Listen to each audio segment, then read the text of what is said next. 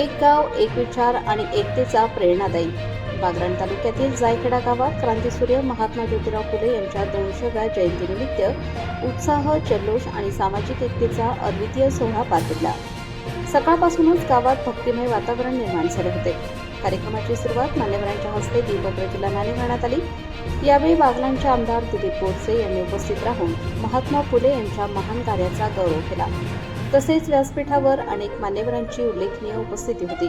आबा बच्छाव, हिंदू धर्म जागरण प्रमुख सागर काळे, सहाय्यक पोलीस निरीक्षक जायखेडा पोलीस स्टेशन यतींद्र पगार, माजी जिल्हा परिषद सदस्य वसंत पवार, माजी पंचायत समिती सदस्य वैशाली महाजन, माजी पंचायत समिती सदस्य शोभा गायकवाड, सरपंच जायखेडा ग्रामपंचायत विद्या देवरे, उपसरपंच जायखेडा ग्रामपंचायत, तसेच ग्रामपंचायतीचे सर्व सदस्य, विविध कार्यकारी सोसायटीचे chairman Nilesh Jagtap, vice chairman Shantaram Jadhav आणि सोसायटीचे सर्व संचालक मंडळ उपस्थित होते. यासोबतच माजी सरपंच शांताराम आहिरे, विविध संघटनांचे प्रतिनिधी, कार्यकर्ते आणि ग्रामस्थ मोठ्या संख्येने सहभागी झाले होते. यानंतर कृष्णाजी माऊली यांच्या समाधीपासून भव्य मिरवणुकीला सुरुवात करण्यात आली. घोडाबग्गी, ढोल, ताशा, बँड आणि फटाक्यांच्या आतिषबाजीने संपूर्ण गाव दुमदुमून होऊन गेले.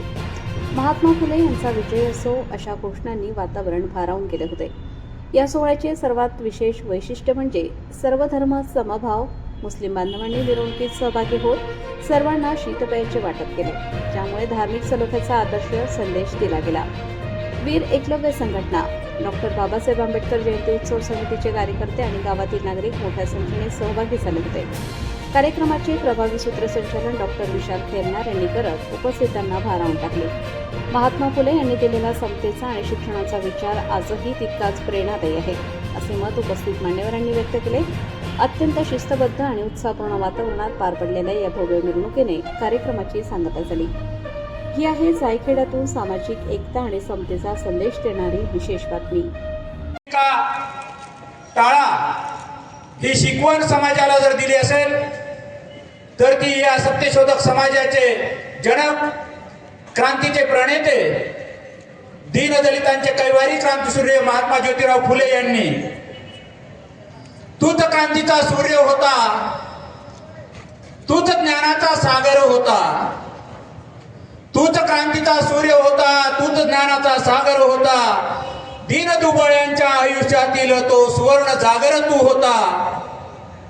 नमन तुझे चरणी हो महात्मा, नमन तुझे चरणी हो महात्मा, तूच तर या युगाचा खरा युग पुरुष आणि ईश्वर होता, असं म्हटलं तर वावगं ठरणार नाही.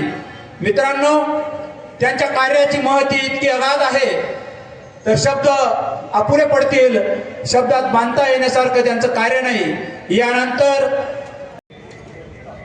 डॉक्टर बाबासाहेब आंबेडकर नेहमी म्हणायचे की मी महात्मा फुलेंना गुरु मानतो.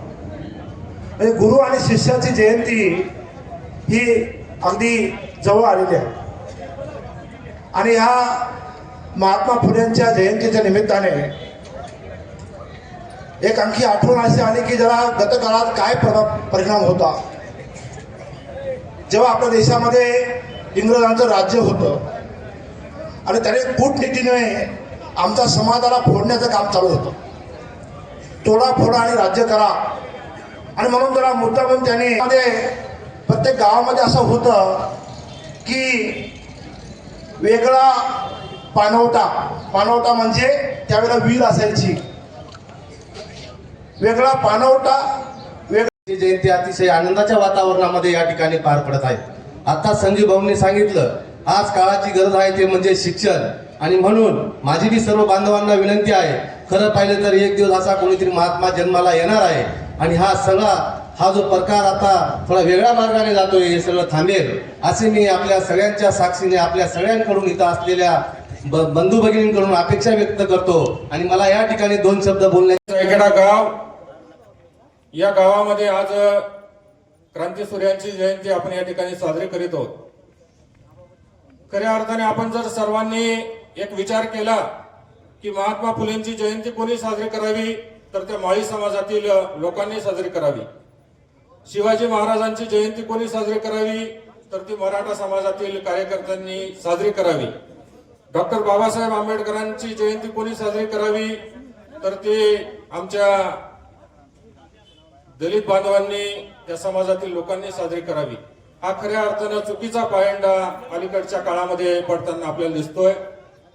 निश्चितपणाने समतेचं राज्य निर्माण होण्यासाठी ज्या महापुरुषांनी या ठिकाणी आपल्या प्राणाची आहुती दिली, समतेचं राज्य स्थापन व्हावं याकरता सर्वतोपरी परिश्रम घेतले, त्या सर्वांची जयंती साजरा करत असताना कुठल्याही जातीभेदामध्ये किंवा धर्मपंथांमध्ये या ठिकाणी यापुढे विभागलं जाऊ नये अशी खास करून मी या ठिकाणी आपल्या सर्वांना विनंती करतो.